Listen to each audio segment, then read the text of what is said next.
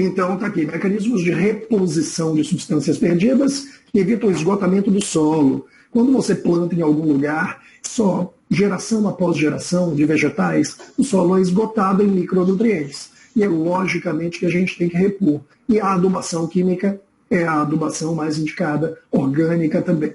Irrigação também é um fenômeno fundamental. A depender do tipo de solo, do tipo de clima, eu vou plantar determinado vegetal. Eu tenho que corrigir o solo, né, com a adubação, e logicamente que eu tenho que me preocupar com a hidratação. Então está aqui o cultivo no Mato Grosso, né, aqui a irrigação mecânica, né, de equipamentos que auxiliam muito na lavoura. Vamos a ele então. Como é que a planta absorve minerais e água pelo xilema? Você irrigou, colocou o adubo no solo, minerais diversos são incorporados pelo solo, e logicamente que a planta vai ter que absorver. Como ocorre, gente, isso aqui é um corte da raiz. Aqui eu tenho pelo absorvente. Aqui o material absorvido pelo pelo corre para dentro dos tecidos e vai para dentro do xilema. Tá? E aqui eu tenho ampliação da endoderme, ou seja, células que compõem lá o interior do xilema. Como é que acontece a absorção de água e minerais pela planta fixada no solo? O esquema ilustra seiva bruta, água e minerais sendo absorvido. Pelos absorventes aumentam a área de superfície de absorção e a planta começa a absorver. Mas por que ela absorve? Porque no interior das células aqui, ó, o interior é hipertônico em relação ao solo. Peraí, a concentração de sais dentro das células é maior do que no solo, quando a solução hipertônica, a membrana separando o outro lado hipotônico. A água corre do meio hipotônico para o meio hipertônico. Se o interior da raiz, suas células, são hipertônicas em relação ao solo lá fora, claro que a água vai entrar então pelos pelos absorventes e vai sendo conduzida para o xilema que está aqui no meio. Exatamente por causa da diferença de concentração, está aqui, ó, devido à diferença osmótica entre os pelos absorventes, que são hipertônicos, e o meio externo, o solo, que é hipotônico. Então a água entra. Só que tem um detalhe curioso, gente. Você está vendo aqui essas linhas, essas estrias cor-de-rosa? São as estrias de Caspari. O que elas fazem? Elas unem fortemente uma célula na outra, ó, evitando que haja espaço entre uma célula e outra. Isso força o fluxo de água a passar por dentro do citoplasma das células. E assim é conduzida diretamente aos vasos xilemáticos. E aí, o que acontece é o seguinte. Uma vez absorvida na raiz, olha o esqueminha, e acaba chegando no vaso do xilema, mais no centro do caule. Por que esse líquido sobe? Em primeiro lugar, forças da natureza, propriedades da água, coesão e da adesão. Coesão é água reagindo com molécula de água, né? E adesão é a água se aderindo à parede dos vasos, que são outros materiais. Auxiliam na formação de uma coluna de água que arrasta os minerais. Como é que essa coluna de água sobe pelo tronco, pelo caule e vai até as folhas? Aí existe o fenômeno de evapotranspiração. Aqui em cima, ó, cria-se uma tensão na copa da árvore por causa da evaporação. Num dia quente, o sol bate, a planta transpira, faz com que a água suba pelos vasos do xilema, pelo tronco, até a região das folhas. Quando você suga um canudinho de refrigerante, você faz uma pressão em cima e o líquido sobe pelo canudo. O mesmo processo é observado aqui. Então aqui um corte de folha. Quando a água chega na folha, é através dos estômatos que a evaporação, a perda de troca gasosa e evaporação ocorre. Esses estômatos são formados por duas células que podem se fechar e se abrir, depende das condições ambientais. Então, num dia muito quente, a planta transpira mais. Logicamente que a condução de seiva é mais intensa, né, de baixo para cima, seiva bruta. Estão aqui os estômatos. Estômato aberto, tem uma abertura chamada ostiolo. Duas células na forma de um feijãozinho aqui, quando estão cheias, elas ficam assim. E aí cria-se um orifício no meio. São as células guarda. Este momento de estômato aberto exige condições ambientais adequadas. Então a tabelinha aqui mostra quando é que se abre, quando é que se fecha. Na verdade, sais de potássio são concentrados no interior das células guarda. E elas se tornam hipertônicas em relação às células auxiliares aqui de fora. E aí a água corre para dentro das células guarda. E aí incham as células, elas estufam e ficam assim encurvadas. Por isso abriu o orifício. Agora, olha os fatores. Intensidade luminosa alta. Quando a luz é muito intensa num dia quente, logicamente que os estômatos se abrem para que a transpiração ocorra mais livremente. No momento de luminosidade baixa, lógico que os estômatos tendem a se fecharem. As células guarda ficam murchas e encostam as paredes. Num dia, no momento de concentração alta de CO2, alta concentração de CO2 na atmosfera, o CO2 é asfixiante, né? Se a taxa subir demais, asfixia não só animais, como plantas também. Então, em taxa de CO2 elevada, em zonas industriais ou algo assim, os estômatos tendem a se fecharem. Concentração mais baixa de CO2, eles se abrem, porque a planta tem que absorver CO2 para fazer fotossíntese. Então, absorve também pelos estômatos. E no momento em que a quantidade de água é abundante, os estômatos se abrem, porque a planta conduz água e transpira para criar aquela força de sucção, né, e a condução de seiva acontecer. Portanto, em momentos de suprimento de água baixa, está muito seco, os estômatos se fecham para que a planta não perca muita água e, logicamente, se desidrate e tenha problemas de sobrevivência. Existe um fenômeno chamado de seca fisiológica, porque isso acontece quando aquela diferença de concentração hipertônico dentro da raiz, hipotônico fora, não existe. Ou seja, se as soluções ficam isotônicas, não tem passagem de água para dentro da raiz da planta. Mesmo tendo água no solo, a planta não consegue absorver. Fatores que interferem na velocidade da fotossíntese nas folhas verdes. Primeiro, a luz. Está aqui. Se não tiver luz, é claro que o ambiente não vai permitir que a planta faça a fotossíntese, a fase clara da fotossíntese. Portanto, a fase clara precisa de luz. Absorção de energia luminosa para produzir moléculas orgânicas. Também a quantidade de CO2. O CO2 vai subindo na atmosfera, a planta vai acelerando a fotossíntese. Mas chega um ponto em que a quantidade de CO2 é adequada e a planta chegou à velocidade máxima. Existe um limite entre 1 e 1,5% de CO2 na atmosfera, que seria o ponto ótimo de velocidade de reação da fotossíntese. Só que qual é a taxa de CO2 na atmosfera aqui agora? 0,03. Mas as plantas chegam com velocidade máxima de fotossíntese com a concentração de 1 a 1,5% e a taxa da atmosfera é 0,3, é exatamente isso. Então a fotossíntese não chega na velocidade máxima. Não. Em condições ótimas de laboratório, a gente pode controlar a luminosidade adequada, a taxa de CO2 adequada e a temperatura certa entre 38 e 39 graus, quando as enzimas vegetais atuam com velocidade máxima, temperatura ótima, e esses três fatores levam a fotossíntese ao nível máximo de velocidade. Só que na natureza isso não acontece. Às vezes a temperatura está ótima para a planta. 38, 39, 40 graus está ótimo. Mas a taxa de CO2 não está. Outros fatores, falta água, minerais no solo.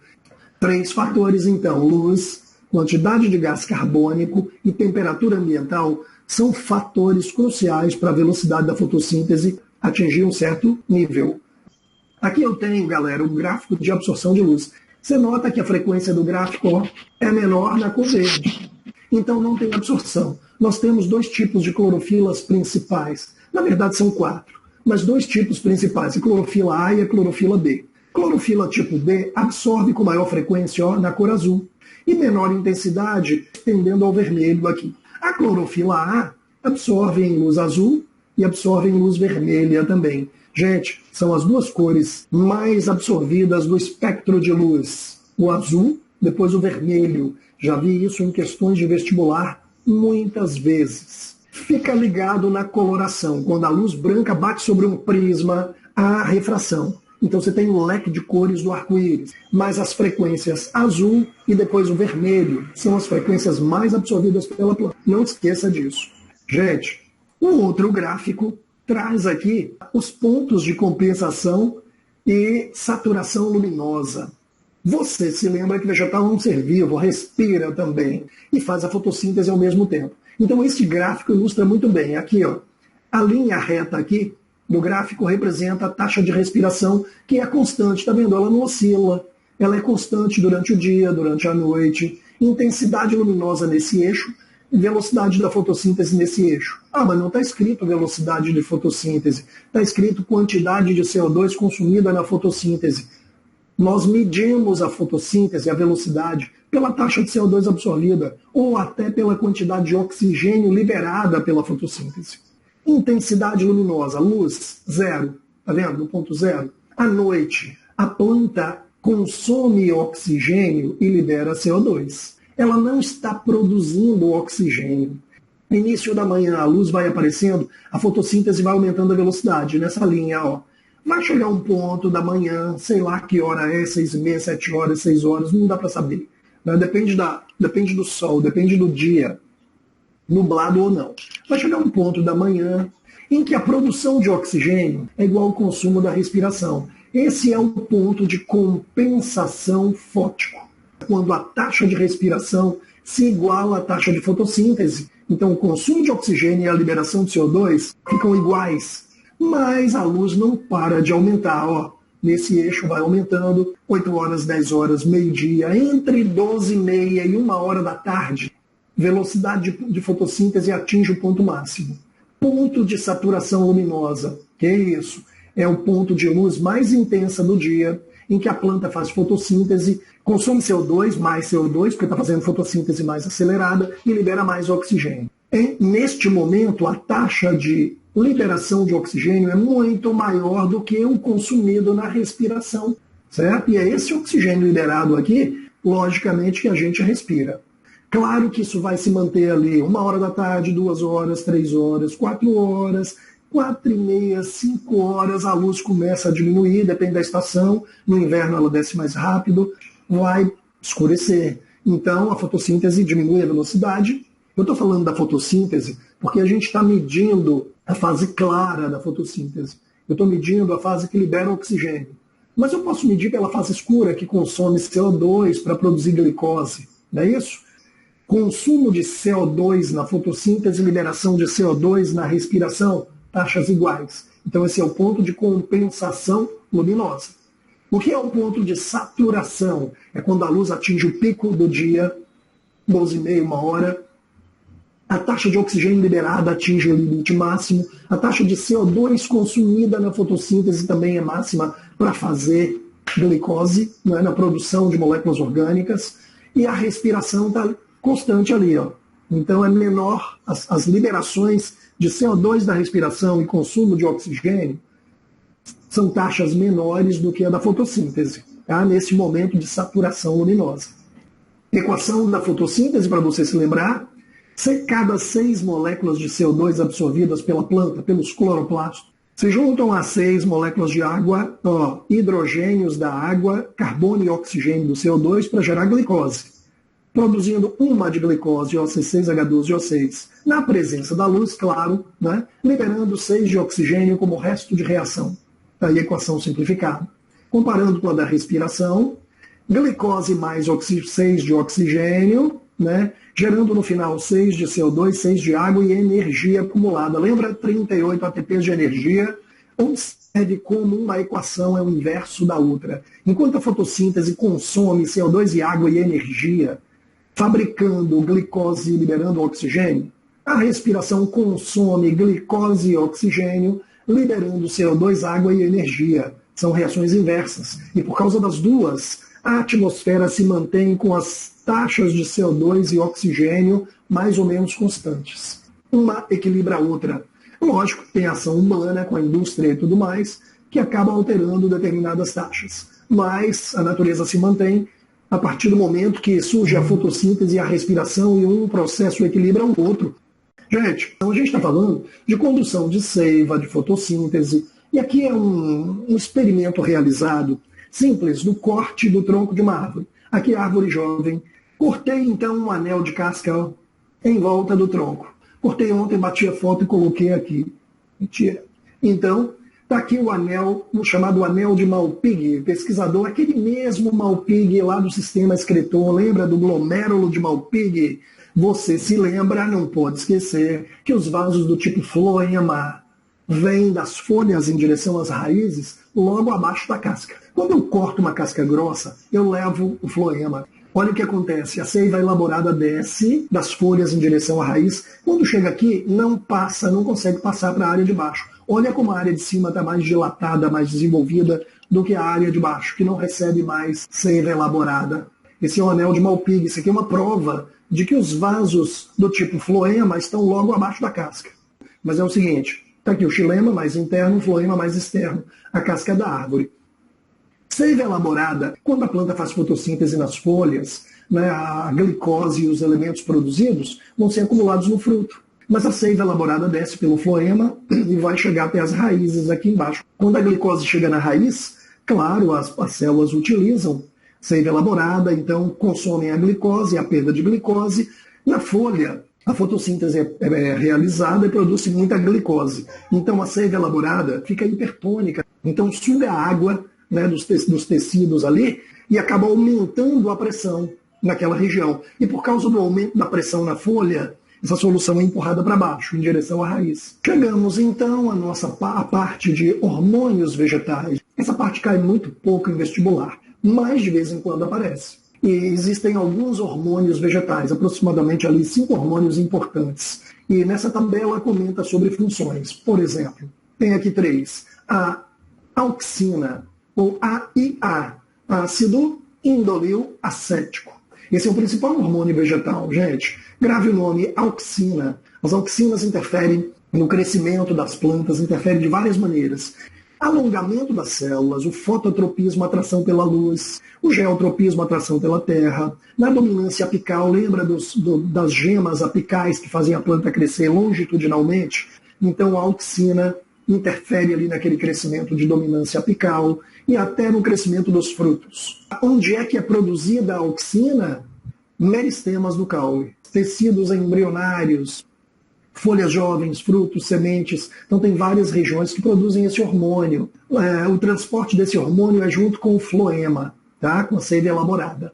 Segundo hormônio é a giberelina. Giberelina promove germinação de semente. Quando a semente passa por aquela fase de embebição de líquido, depois começa a germinar, a giberelina é um estimulador da germinação e também do desenvolvimento dos frutos. Estimula o alongamento do caule, folhas, floração. Quem produz giberelina? Também meristemas, frutos e sementes. Parecido com a auxina, a produção do mesmo tipo de tecido. A condução não é muito bem conhecida, mas provavelmente via xilema. Citocinina, terceiro hormônio, estimula divisões celulares, as mitoses, né, e o desenvolvimento, então, daquelas gemas laterais e apicais. Participa da diferenciação de tecido e retarda o envelhecimento dos órgãos. Quem fabrica a citocinina não se sabe muito bem que tipo de tecido é o responsável. Provavelmente estruturas da extremidade das raízes. Então o transporte também não se sabe muito bem como é que ela circula pela planta. A gente supõe que o xilema e o floema sejam as vias de transporte de tudo, inclusive de hormônios. Ácido abscísico. Este ácido abscísico tem um efeito um pouco inverso aos outros que são estimuladores. Inibe o crescimento, promove dormência de gemas e sementes. Lembra da dormência? É o período em que um grão de feijão, por exemplo, fica intacto sem germinar. Fica ali, às vezes, semanas, até meses. Que as condições ambientais não são adequadas, o ácido abscísico, então, inibe o desenvolvimento. Portanto, induz o envelhecimento das folhas, flores e frutos, provoca o fechamento dos estômatos. Muitas ações, né, inibidoras, inclusive. Quem fabrica? Folhas, caule e aquela pontinha da raiz, a coifa. Provavelmente conduzido junto com a seiva, né, através de vasos condutores. E o gás etileno, que é o único hormônio gasoso. O gás etileno a gente conhece muito bem.